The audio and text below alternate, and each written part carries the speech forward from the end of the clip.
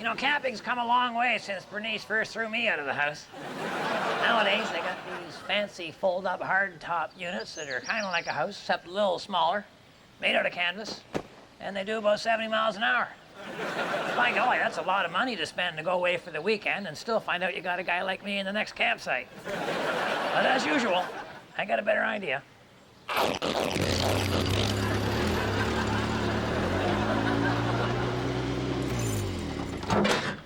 Take one of the vehicles out of your personal automotive parts department that you keep behind your house, drop the engine out of her, and convert it into a hard-top camper.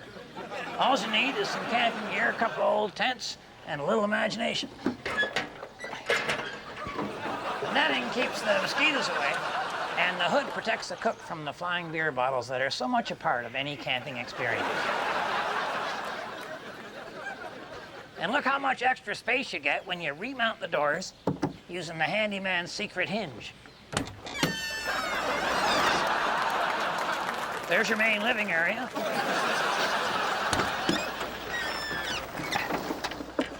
That's your boudoir. The only real work you have to do to set up the unit is to dig a hole under the trunk. Or I should say, the powder room.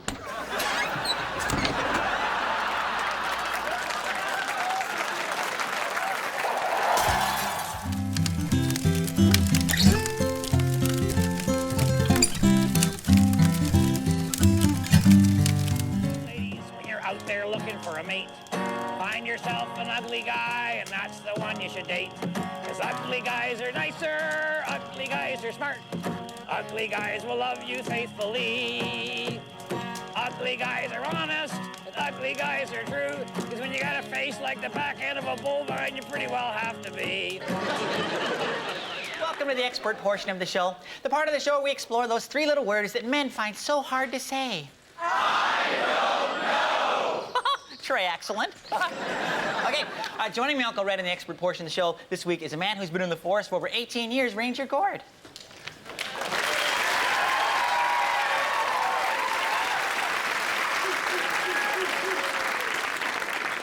Hi, everyone. I missed you. Okay, all right. Okay, our first letter goes as follows. Dear experts, my husband and I like to go camping, especially since the recession. I noticed that the campgrounds are getting destroyed by thoughtless campers whom I've never seen once at our church. What are your feelings on this matter? All right, well, the thing with garbage is you don't want it all concentrated in the one spot. So what I do is I just put it all up on the roof of the van. And I make sure I leave my campsite at night. Well, Red, that's thoughtless. That's criminal. It's an assault on Mother Nature. Well, I'm just trying to get even for what she did to you.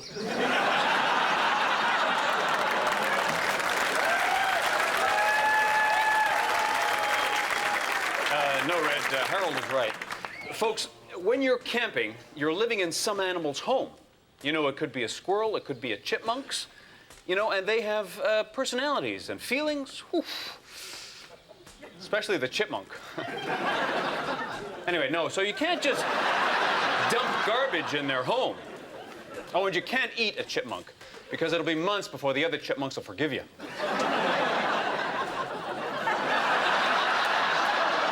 True.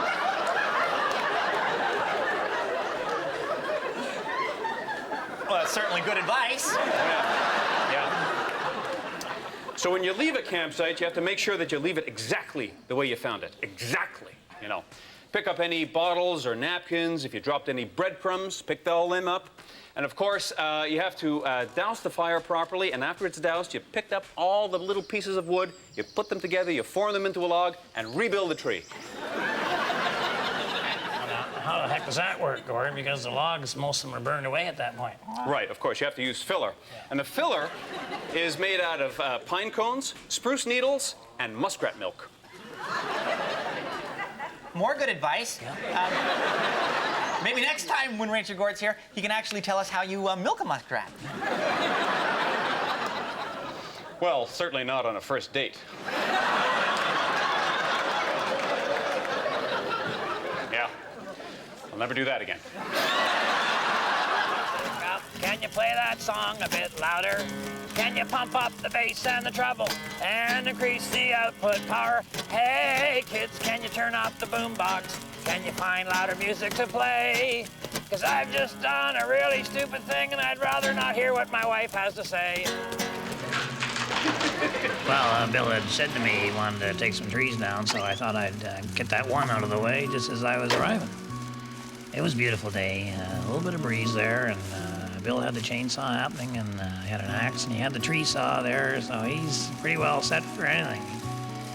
You run out of gas, or you're all set. You're going to be just so. I guess he's going. Well, it looks like he's going to start up the chainsaw, and just some of these don't start right on the first pull, you know.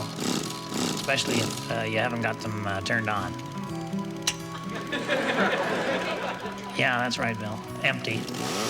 Up she goes, and now you get her revved up. The chain's on there real good and snug. Oh. Thanks, Bill. All right, plan B. Never seen one of these before. It's kind of a Swedish. Look at that. Unbelievable.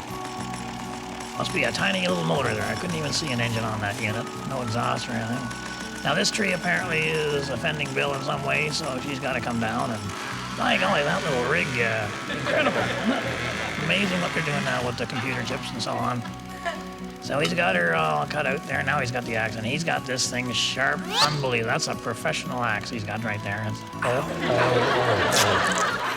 Now, luckily, I had some duct tape in my wallet, so actually, I had a duct tape instead of my wallet. Now he marks a notch here, kind of a V thing. He's going to cut that out with an axe, and then that'll determine which way the tree falls. This is probably going to take a little while, so I'll get back a bit there, Red. Yeah. Oh. Well, maybe it's not going to take as long as I thought. Anyway, now what he wants to do is get out his magic saw.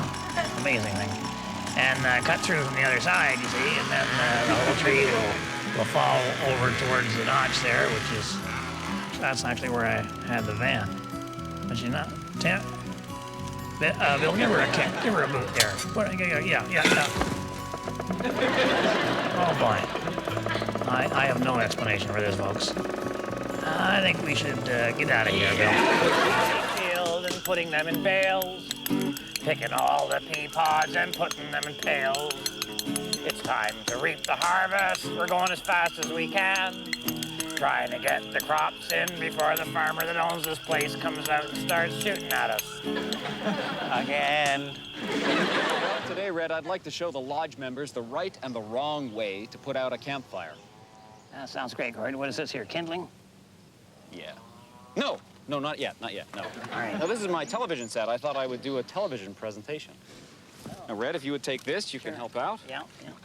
Where are the rest of the lodge members? I don't want to start without them. Well, I think they decided to just watch it on TV back at the lodge. Oh, great. Yeah. Hi, guys. Yeah. Okay, here we go. Are you ready, Red? Yeah, sure. Okay. Okay, great. Yeah. Okay, now turn on the TV. Okay, right here.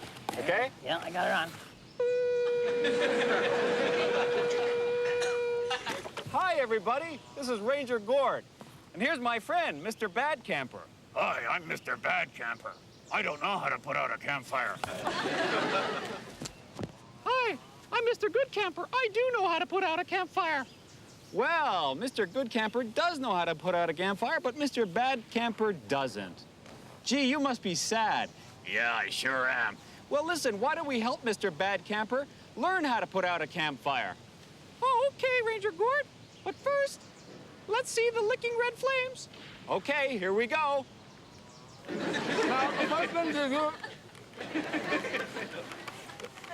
The first thing you do is to aim the water at the base of the flames. Here we go.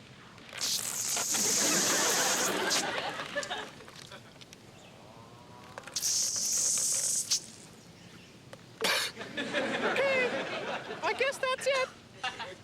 Yeah, boy, that was easy. Now I'm Mr. Good Camper. That's great. How about a hug? Okay. Is that it? That's it. That was informative, I guess you'd say. Let's see if there's something else on there. A wide world of sports with the thrill of victory. and the agony of defeat. Whoa! Ah! Oh, the grass is wet this morning. It glitters in the sun. It soaks my shoes. It makes me muse as to whence the moisture comes. I check through all the plumbing and for leaks in the watering can. But this H2O seems to flow from the hole in the rat of my van. Meanwhile, back at the tent pegs, we're gonna finish up the adventures with Bill now. They're still working on the windows around the lodge, and this is one of these new kind of tents they're gonna put up, Bill and Harold here. It's one that got the kind of the progress isn't always a good thing there. Anyway, it's one of the, I don't know what they call them, umbrella tent or something like that. Where the frame's all on the outside, and it's got a lot of spring to it. A lot of spring there. Oh boy, oh boy, oh boy, oh. Night fell. Anyway, in they go, and you know, this is one of the great things I think about camping. You don't want to get too big a tent because part of the experience is the bonding feeling that you get just by being in a confined.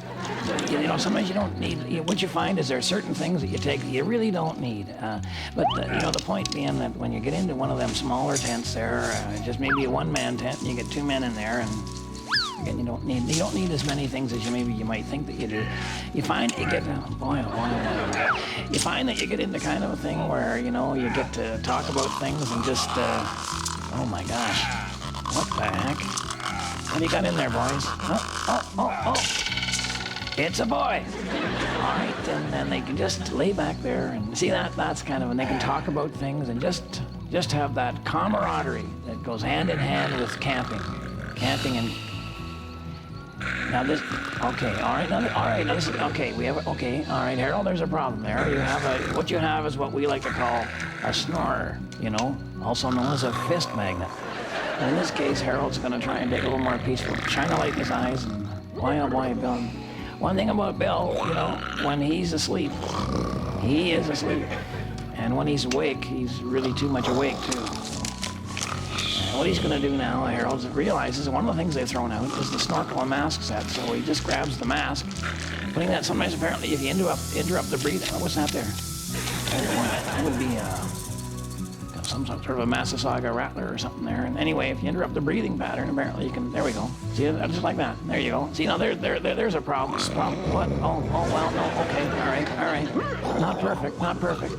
And then Harold realizes that he's got the snorkel. Put the snorkel in the mouth there, but he doesn't grab the snorkel. You know, he grabs the assistant snorkel. In this case, a snake. Harold, that's a snake. Harold, it's a snake. Yeah. Oh yeah. See you later, Harold. And the lamb shall lie down with the lion, and the bill shall lie down with the rattler.